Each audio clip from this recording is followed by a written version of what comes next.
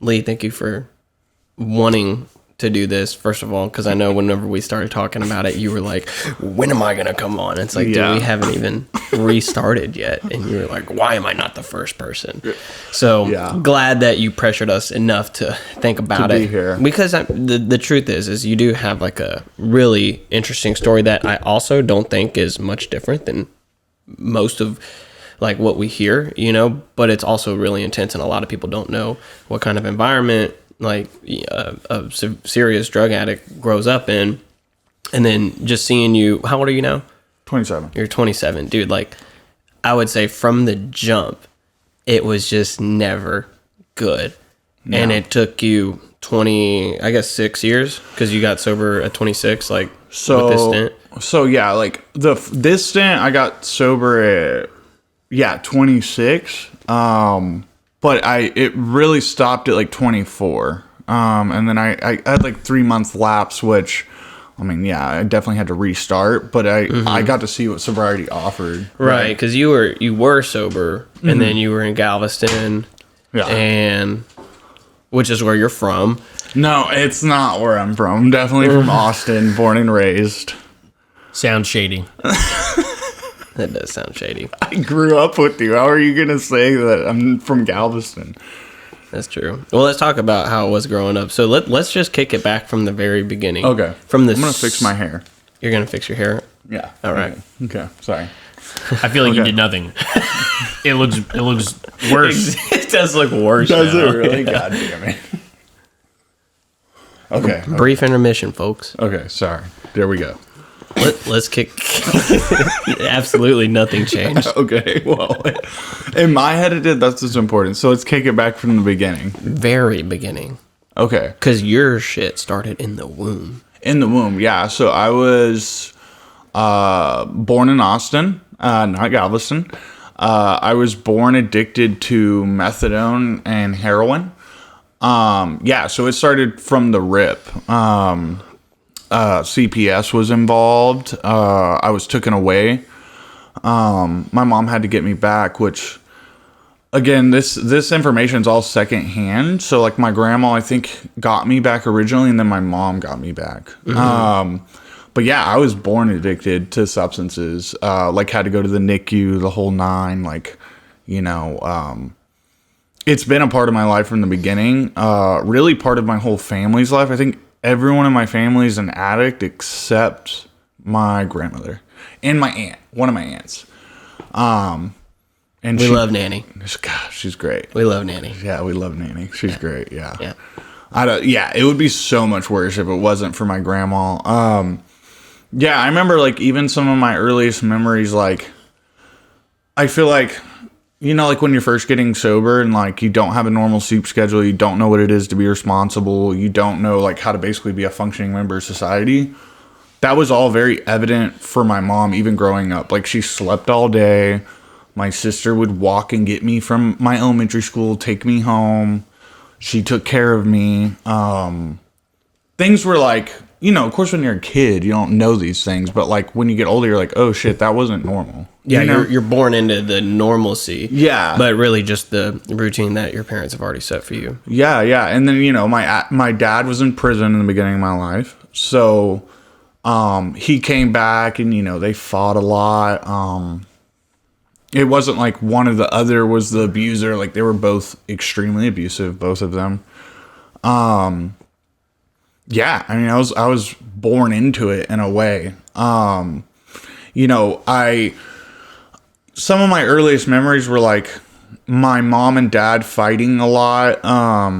My sister taking care of me. To the point where like the fights would be so bad that like my grandmother on my mom's side and my grandmother on my dad's side would have to come and like intervene. And now looking back on all that, I'm sure a lot of that stemmed around drug use. But with all the bad came good too, right? Very early on, unlike to my knowledge, you guys, I was introduced to the 12 steps, not for myself, but for my mom. So like I, from a very early on, like knew what sobriety could offer. When was that? I mean, dude, some of my earliest memories. Like I remember being like 6, I would love going to meetings with my mom because she'd buy me chicken nuggets from McDonald's, and I'd get to show up and I could just screw around with other kids, you know.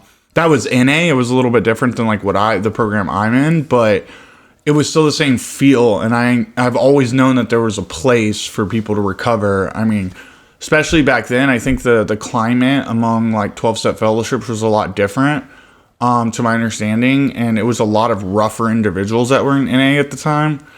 So it was like crazy to see, like, there's no other way to say it, like ex-cons, like getting sober and changing their lives and like having badass lives. Like, you even knew from a young age, like when you see these type of people, you don't usually see them in like a positive context. You know, so it was really cool. It's really cool. And how old were you whenever you were going to these meetings? I know you said it was like was this like 6, 7? 6, 7, 8, 9. I mean, even when I got older, I remember the first time I got arrested, I think I was like 12 or 13. They took me to an NA meeting and I already knew everyone there because I've been going my whole life. Why did you go to the NA meeting? Because of drugs? Like you were trying to be a member now, not just a... So I was more like pressured into that one. Drugs were the backbone of all the trouble I got in, right? Like I had always acted it out through like the things that had happened in my life when I was younger. But when I started doing drugs, it was like the catalyst of like things getting bad. Like I remember even when I smoked weed for the first time, I think I like stole to get high like a month later. Like it was already like that. So when was that? Like when did you start doing drugs? Did you know what drugs were? Like when your mom was like buying you chicken nuggets and stuff? Like, oh yeah. Yeah. I'll answer, did I know what drugs were? And then when I first started, so yeah, I knew what drugs were. My mom, the kind of people that she was around, people in NA, I had to know, right? I had a conversation about like what drugs were and why they were bad. I think probably when I was like 8 or 9. Like I remember being in like 4th grade, knowing like what drugs were. Maybe not like what heroin was, but like what drugs were. And then when I first started getting high, I was 6th grade summer. I think I smoked weed for the first time. Immediately became a problem. Like I remember I smoked it and then I like bought a half ounce like fucking a month later, like, and was like trying to sell it really terribly, but was trying to. Do you feel like their approach to like, hey, drugs are bad, like piqued your interest on like what drugs were that like led you to go and like trying them out, or do you feel like it was a deterrent? So I would say at first it was a deterrent, like, cause like I said, like it was rough, like watching my parents like be abusive to each other, knowing that like there was always turmoil at home, and knowing once I was told that drugs are basically the cause of this, like how detrimental it can all be. I don't want to say it piqued my interest. I think if anything, it gave me more knowledge. Because it wasn't necessarily like drugs are bad. It was like people do drugs because they like the way it makes them feel. And in turn, bad things happen. So I think I honestly was given a pretty informed opinion about drugs, right? So no, I don't think like it piqued my interest, no. Yeah, so like in 6th grade, whenever you were gonna smoke weed for your first time, did you have an idea of like what that could lead to? Or was it like, oh, it's weed, it's not heroin? Yeah, this is weed, this is not heroin, and I know what it could lead to, but you know, I'm a firm believer is like I showed addict behavior before I ever became an addict or even tried drugs. What do you think that is? Like what did that look like? Yeah, like what do you mean addict behavior? I'm different. This won't affect me like everyone else. I'm special. I'm terminally unique, right? Like, oh, I can smoke weed. Like, I'm not like my parents. Even though, like, I had already been, I remember in 6th grade, my grandma, I started living with my grandma part-time or pretty much full-time at that point. Yeah, it was like full-time. And I remember her explaining to me, like, if your parents are both drug addicts, you have like a genetic disposition. Predisposition to it. But I thought I was unique, even though, like, I know my grandma wasn't lying to me. I know the stats were there that I'd probably become a drug addict, but I was different, right? I'm not going to be like them. And I feel like that's drug addict behavior. Thinking that you're just not going to be affected by it. Yeah, that I'm just so special. You know, I'm like the rarity. You know, I'm the one that's going to beat the percentages. You know. Do you think that's addict behavior, or do you think that's just egotistical? Maybe not addict behavior, probably egotistical. But I think a lot of addicts are egotistical. Does that make sense? I think a lot of people are egotistical. I think it's just everybody.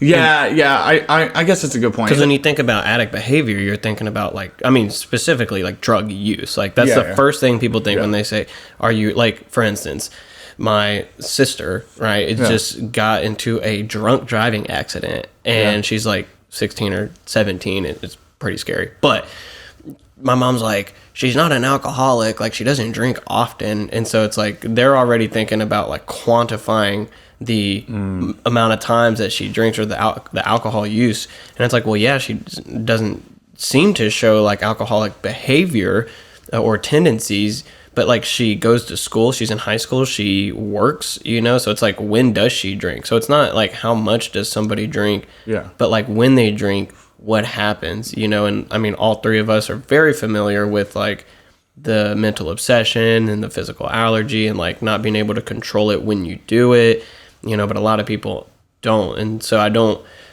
want people to think like just being egotistical is a part of addict behavior. You know what I mean? I think that's supernatural, not supernatural. I think that's very natural just in everybody, but more so with us, it just leads to a bad result. Yeah, I guess that's when you were saying that, I was thinking in my head, I was like, a lot of the stuff in my experience with addiction, or when I think of what makes me an addict, isn't that I'm having different experiences than the normal human would. Like, I feel like a lot of humans have problems with ego.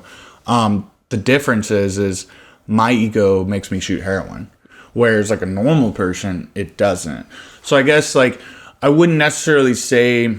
And at the same time, I was like in 6th grade, right? So I think that plays a part too. Like I was very young. I feel like it's very common for very young people to think they know the best, think they know everything, which is such a trip to think about at 27, that at like, 12, I thought I knew everything. God, that's so crazy. But, you know, I think that's totally normal. Unfortunately, for me, it just leads to other things. What do you think? Let me step in really quick, John. What do you think is behind that? Like at 12, I know everything, because it's like that's a complex that most 12-year-olds don't do. Like most 12-year-olds are, I don't want to do X, Y, or Z. Maybe their parents try and monitor or direct them a certain way, and they don't like it, and there's resistance. Maybe they do it, maybe they don't. But for you, you're like, no, I know everything. Is that because it's like I have to run my life because I have been exposed to just basically no structure? Or do I not feel safe, so now I have to provide for myself, meaning y'all can't tell me to do anything, like school, friends, like you walk in head honcho because maybe you feel like you have to? Or like, I'm asking you, like, what do you think that complex is derived from?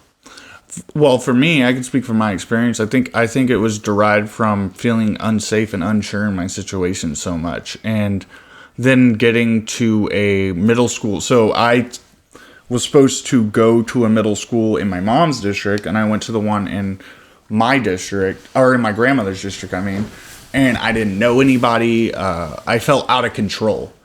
And so, yeah, I think like basically what I'm saying is like it comes from a place of like feeling out of control and uncertain. And so I think it was like I was making up for it. I was compensating, and like I know what I'm doing, like I'm different. And a lot of resentment towards, specifically in like the smoking weed I'm gonna be okay situation, like a lot of resentment towards my mom, like they're weak, I'm strong, you know, like trying to stick it to the man almost, you know.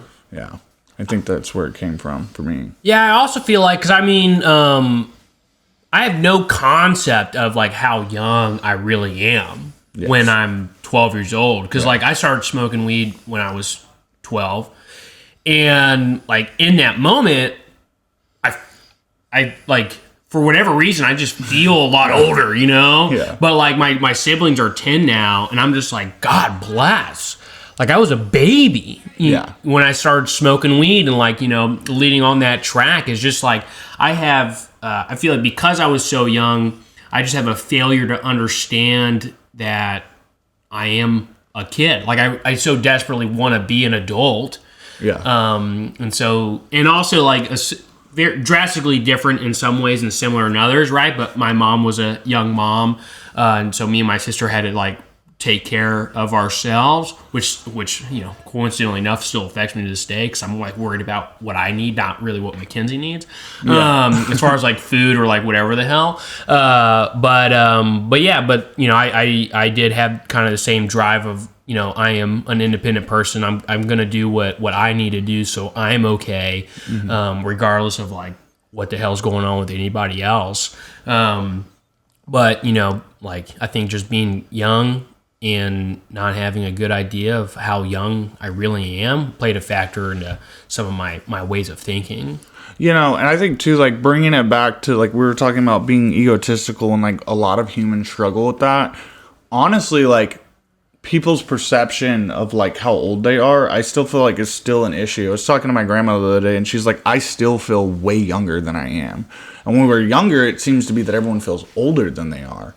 And I totally like agree with like looking at people that are younger. I work at a restaurant is one of my jobs, and a lot of the hosts are like in high school, 16, 17 years old. And I'm like, I can't believe I was doing cocaine and like going to jail for long stints of time at that age. Dude, we've said it so many times. Like, no 15-year-old should be doing what we were doing. What? My God.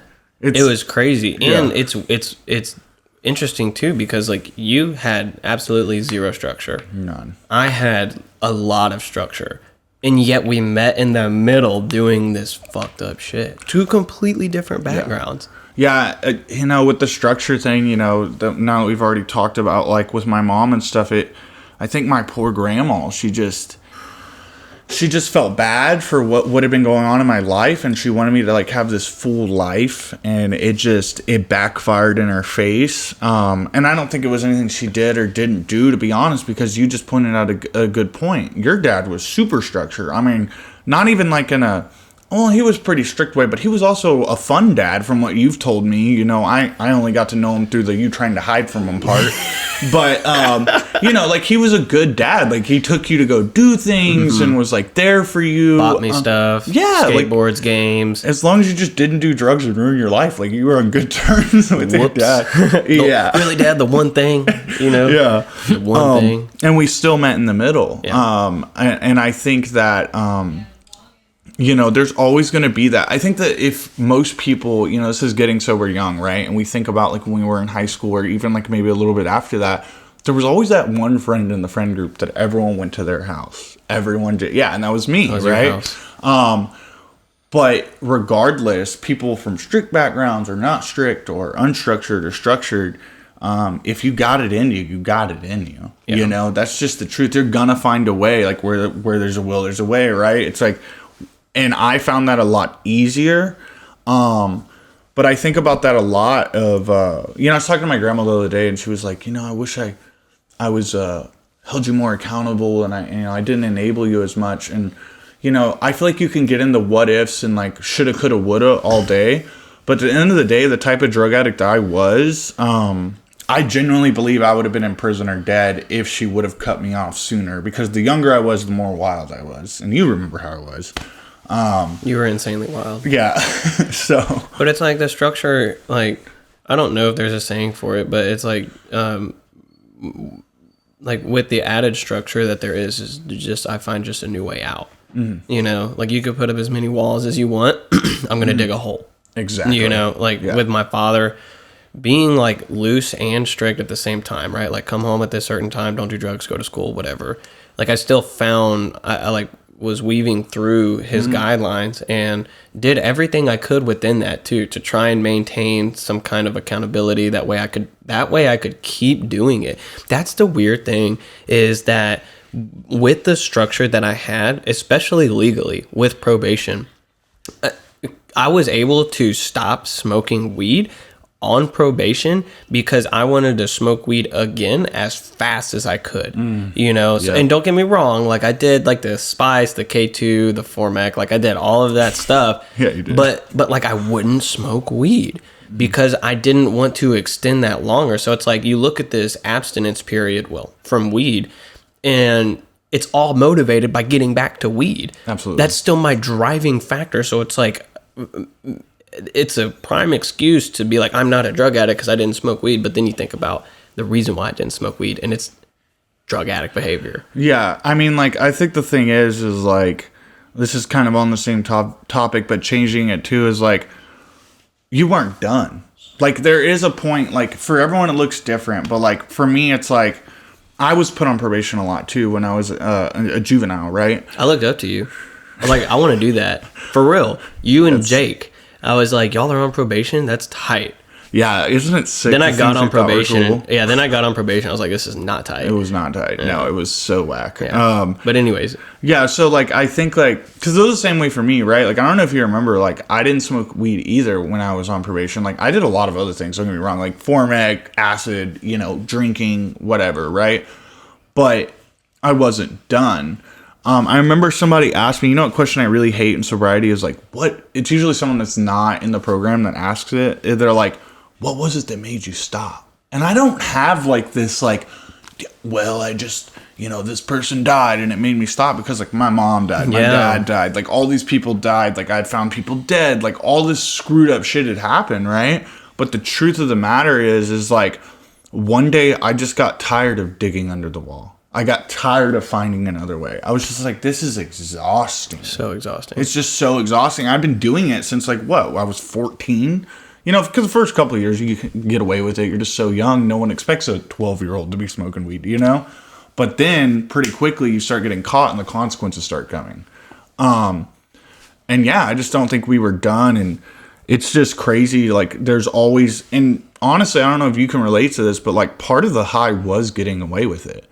Was finding a new way to like skirt. For me it was that was like some of the funnest times to me was like I'm getting away with this, and it made it that much more exciting. I don't know, maybe that's just me, but I like sneaking out or and like just even sitting on my porch just because I knew I wasn't supposed to be doing it. Exactly. You know, I don't know what it was about that. And you know, there was something about, I think too, like, you know, you were talking about it a little bit about like you looked up to certain things. I did too. I looked up to, I idolized like some of the stuff people in music were talking about, or some of the people that were older than us that were doing really screwed up stuff were doing.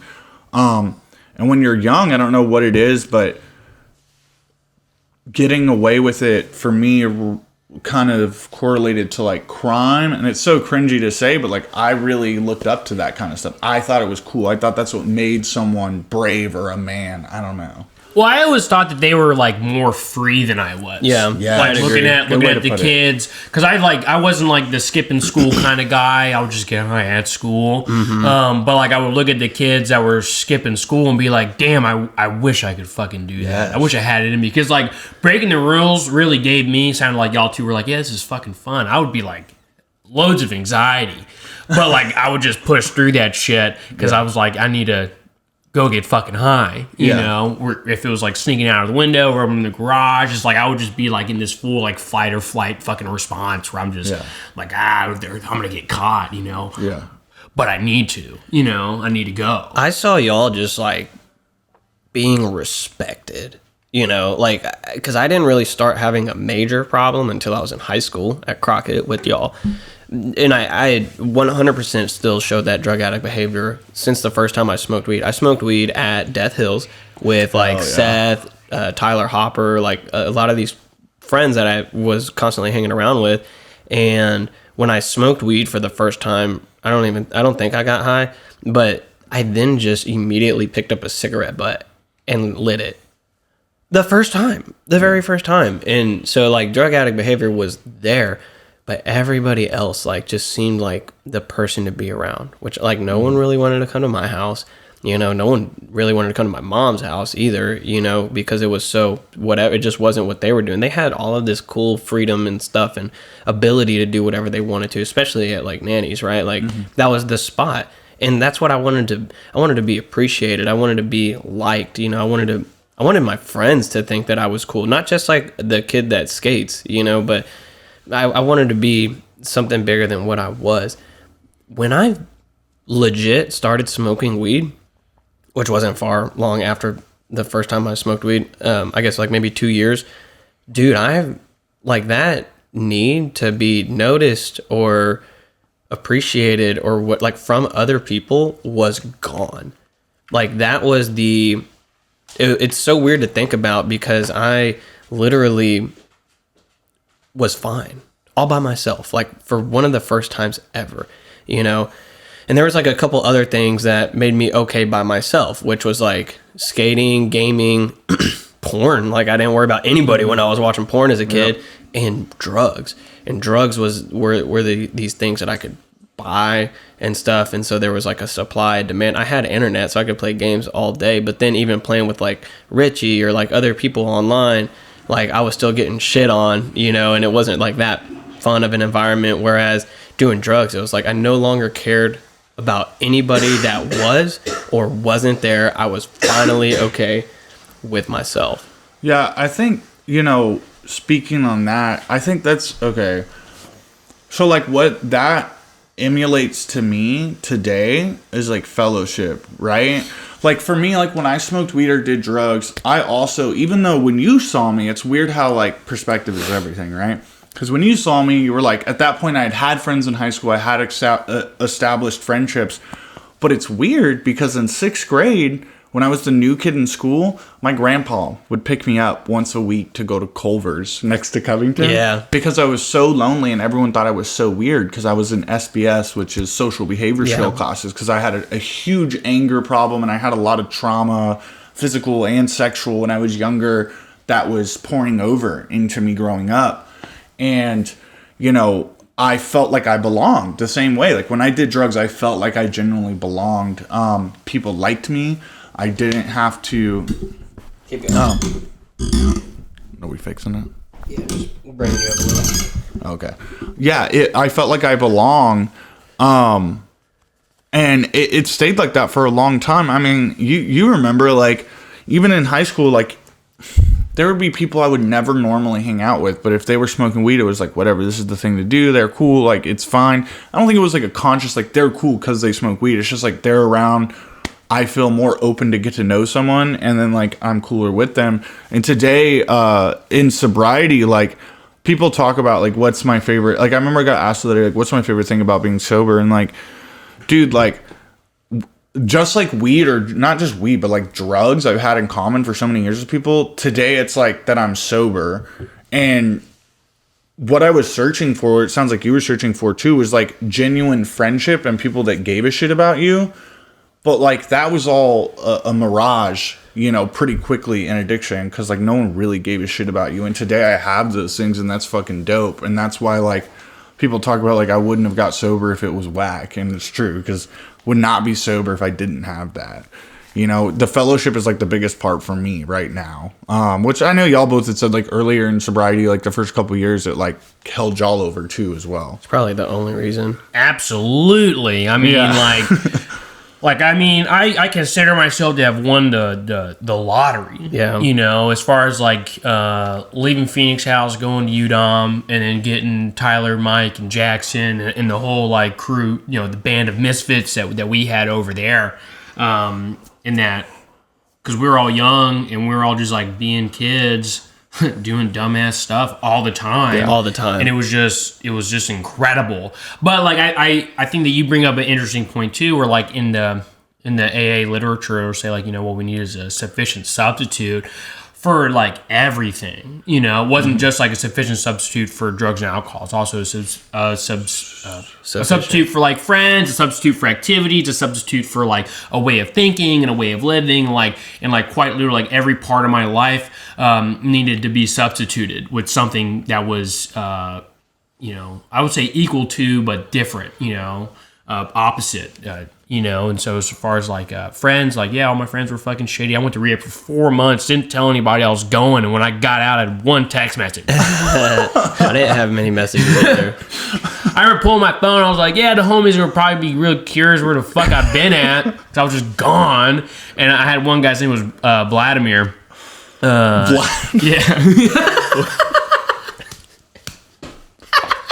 With a B. You were projecting on me. Yeah, earlier. I was projecting on you.